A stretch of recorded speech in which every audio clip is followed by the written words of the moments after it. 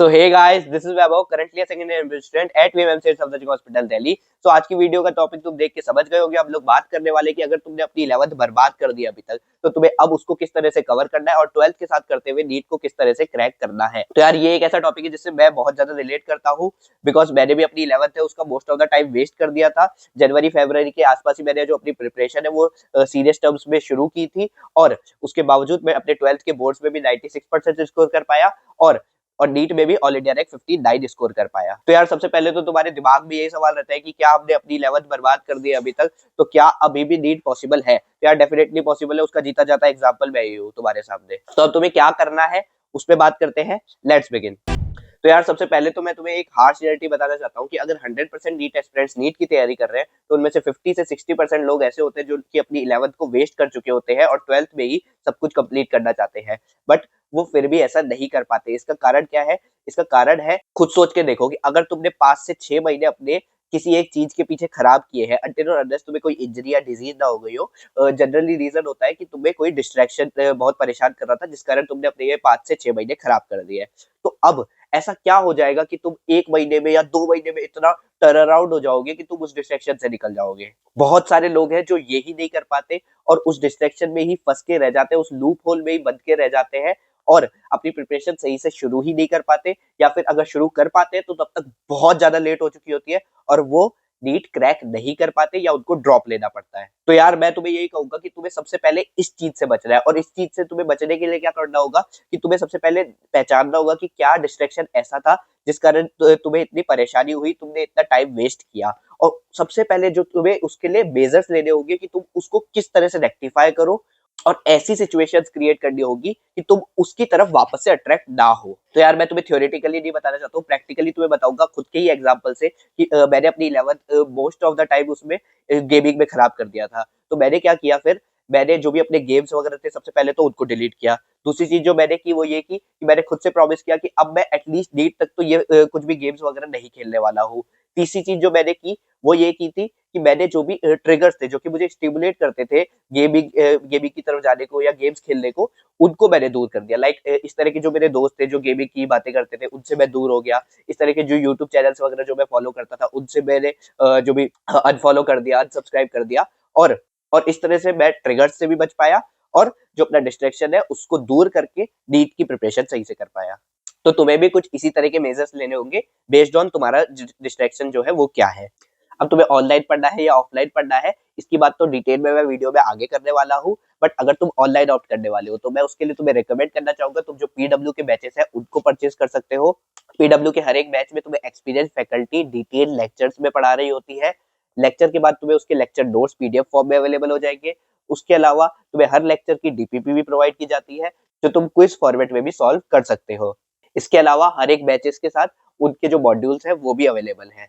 और जैसा कि तुम 12th के लिए पढ़ना चाहोगे तो तुम्हारे लिए लक्ष्य नीट 2026 है, और जो 11th की तैयारी करेंगे उनके लिए अर्जुना नीट 2026 है, और जो ड्रॉप लेना चाहते हैं उनके लिए यकीन नीट 2026 है, और जो क्रैश कोर्स लेना चाहते हैं उनके लिए नीट फास्ट ट्रैक 2026 भी अवेलेबल है। इनका प्राइस तुम स्क्रीन पे देख सकते हो, और बीच में ये अफवाह चल रही थी कि जो पीडब्ल्यू के बैचेस है उनकी प्राइस बढ़ जाएगी, अराउंड 20,000 के आसपास हो जाएगी, बट ऐसा नहीं है। आज भी जो पीडब्ल्यू के बैचेस है अंडर 5,000 है, और उसमें भी अगर तुम्हें एक्स्ट्रा डिस्काउंट चाहिए तो तुम मेरा जो ये कोड है जो तुम्हें स्क्रीन पे दिख रहा है उसको यूज कर सकते हो, उससे तुम्हें एक्स्ट्रा ऑफ मिल जाएगा। सो लिंक तुम्हें डिस्क्रिप्शन में मिल जाएगा, तुम जाके चेकआउट कर सकते हो। तो अब आते हैं कि तुम्हें अपनी 11th को किस तरह से शुरू करना है। तो सबसे पहले तो तुम्हारे दिमाग में क्या आएगा कि यार अभी तक मेरे जो स्कूल के एग्जाम्स है वो भी नहीं हुए हैं, तो उनके लिए तो मुझे वैसे भी पढ़ना ही है। मैं क्या करता हूँ, इस 2-3 महीने में जल्दी से जो भी अपना सिलेबस है उसको कंप्लीट कर लेता हूँ, वन शॉट्स वगैरह देख लूंगा, और उसके बाद मेरे बोर्ड्स के एग्जाम्स भी हो जाएंगे, साथ ही मेरी नीट की प्रिपरेशन भी हो जाएगी, जो कि बिल्कुल गलत अप्रोच है। अब सही अप्रोच क्या है वो तुम सुनो। तो तुम्हें क्या करना है, सबसे पहले तो ये चीज ध्यान में रखनी है कि सब कुछ करने पे नहीं जाना। ये गलती मैंने अपने टाइम पे की थी। मैंने अपना 1-1.5 महीना इसी चीज में खराब कर दिया था। मैंने क्या की, मैंने कोशिश की कि है ना मैं सब कुछ कवर कर लूं, ताकि मैं ये कह सकूं कि मैंने अपने जो 2-3 महीने हैं उनमें ही 11th को कंप्लीट कर लिया। अब मैं सिर्फ सारा जो टाइम है वो 12th को दे सकता हूँ, बट ये गलत चीज थी। तुम्हें क्या करना है, तुम्हें है ना सबसे पहले तो ध्यान देना है कि है ना कि जो बेसिक चैप्टर्स हैं वो कौन कौन से हैं। अब तुम्हें नहीं पता होगा तो मैं उसके लिए क्या कर रहा हूँ, ये मैंने एक लिस्ट बनाई है। इसको मैं अटैच कर दे रहा हूँ, इसमें से तुम देख सकते हो कि है ना क्या क्या तुम्हारे बेसिक चैप्टर्स है। अब सबसे पहले तुम्हें ध्यान देना है कि तुम इन चैप्टर्स को किस तरह से इतने अच्छे लेवल पे करो कि तुम नीट लेवल के जो क्वेश्चंस हैं उनको भी लगाओ, पीवाईक्यूज जो है नीट के वो भी सॉल्व करो, और थोड़े बहुत और भी क्वेश्चंस करो, एनसीईआरटी पढ़ो। बिल्कुल इनको बिल्कुल पक्के तरह से करना है।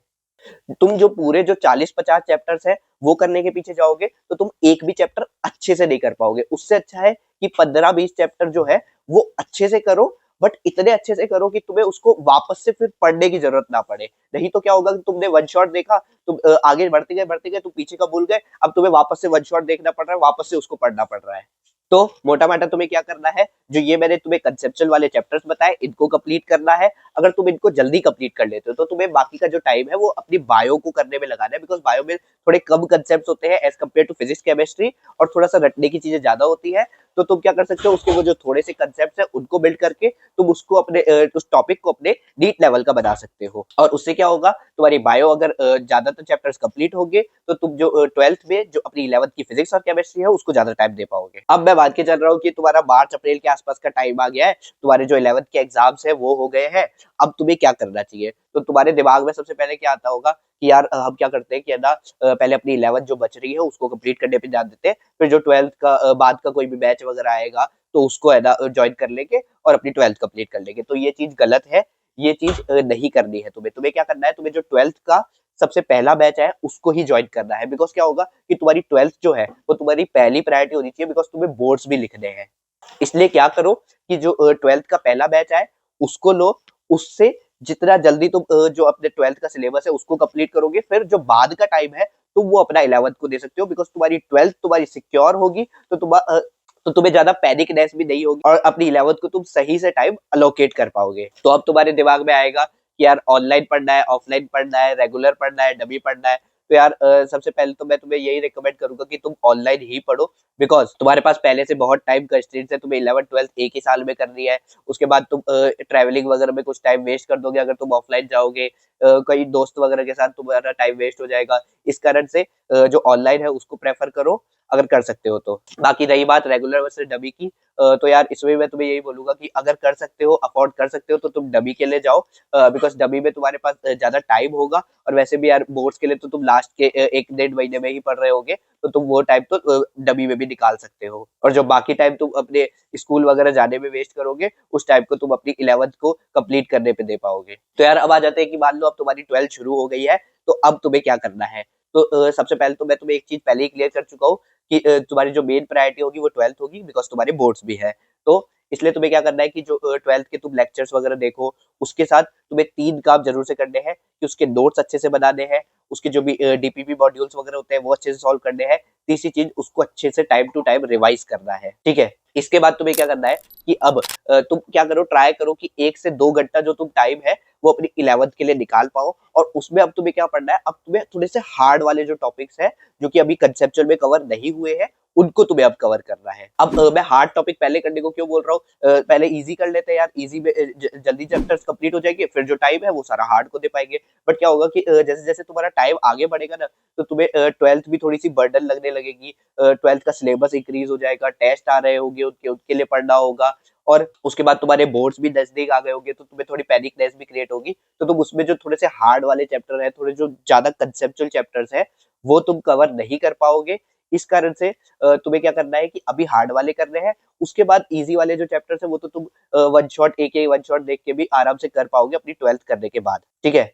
अब यार एक चीज मैं तुम्हें फिर से हाईलाइट करूंगा, वो ये है कि जो 12th के तुम्हारे टेस्ट है उनको अच्छे से देना, बिल्कुल भी मिस मत करना, उनको अच्छे से पढ़ के देना। ट्राई करना कि तुम अराउंड 600 प्लस स्कोर कर रहे हो उनमें, बिकॉज इससे क्या होगा, इससे 2 चीजें होगी। पहला तो तुम्हारा कॉन्फिडेंस इंक्रीज होगा, कॉन्फिडेंस जो तुम्हारा इंक्रीज होगा वो तुम्हारा रिफ्लेक्ट करेगा जो तुम अपनी 11th पढ़ रहे हो उसमें भी। नहीं तो क्या होगा कि तुम्हें ये फोमो आने लगेगा कि यार अभी मेरे मार्क्स भी नहीं आ रहे, इससे अच्छा मैं स्कूल ही चला जाऊँ, स्कूल जाके जो बोर्ड्स है उनकी तैयारी कर लूँ, ठीक है। तो इससे तुम्हें बचाने में मदद करेगा। और दूसरी चीज ये कि तुम्हारी जो 12th है वो स्ट्रांग हो जाएगी, और 12th तुम्हारी स्ट्रांग होगी तो तुम बाद में 11th को ज्यादा टाइम दे पाओगे अपने।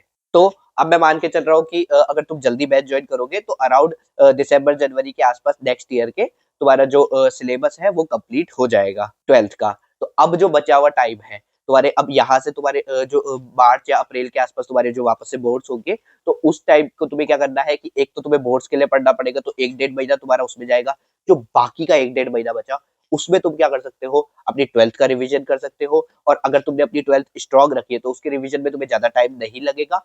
और फिर जो तुम्हारा बाकी का टाइम है वो तुम सारा अपनी जो भी 11th तुम्हारे जो भी चैप्टर्स बच रहे हो उनके लिए अलोकेट कर सकते हो, उनको रिवाइज करने पे दे सकते हो। और जो टेस्ट वगैरह तुम्हें लगाने हैं, रिवीजन करना है, उस सब के पीछे तुम दे पाओगे। तो यार अब जो 11th है उसकी क्वेश्चन प्रैक्टिस कैसे करनी है, तो तुम्हें मैं वही बताऊंगा जो मैंने किया था। तो मैंने क्या किया था कि जो डीपीपीज है और जो क्लास में क्वेश्चंस हो रहे हैं उनको कवर किया था। इसके अलावा जो पीवाईक्यूज वगैरह हैं उनको सॉल्व किया था। अब ऐसे में तुम्हारी पूरी प्रिपरेशन तो नहीं हो पाएगी, बिकॉज मॉड्यूल्स वगैरह भी कई बहुत अच्छा रोल प्ले करते हैं। तो उसके लिए तुम्हें फिर क्या करना होगा, मॉड्यूल्स अभी तो तुम छोड़ दो, बाद में तुम्हें मॉक टेस्ट ज्यादा देने हैं। और मॉक टेस्ट ज्यादा दोगे तो उससे क्या होगा कि तुम्हारा 11th 12th का एक तो रिवीजन होगा, दूसरी चीज यही होगी तो तुम्हारी जो क्वेश्चन प्रैक्टिस तुम्हारी रह गई थी इस टाइप पे, वो तुम उस टाइप पे कर पा रहे होगे। तो यही था आज का वीडियो। आई होप तुम्हें इससे समझ में आया हो कि तुम्हें अब अपनी जो बची हुई 11th है और जो 12th है उसको किस तरह से अप्रोच करना है। किसी और टॉपिक पे वीडियो चाहते हो तो तुम वो भी कमेंट्स में बता सकते हो। मिलेंगे नेक्स्ट वीडियो में। Thanks for watching.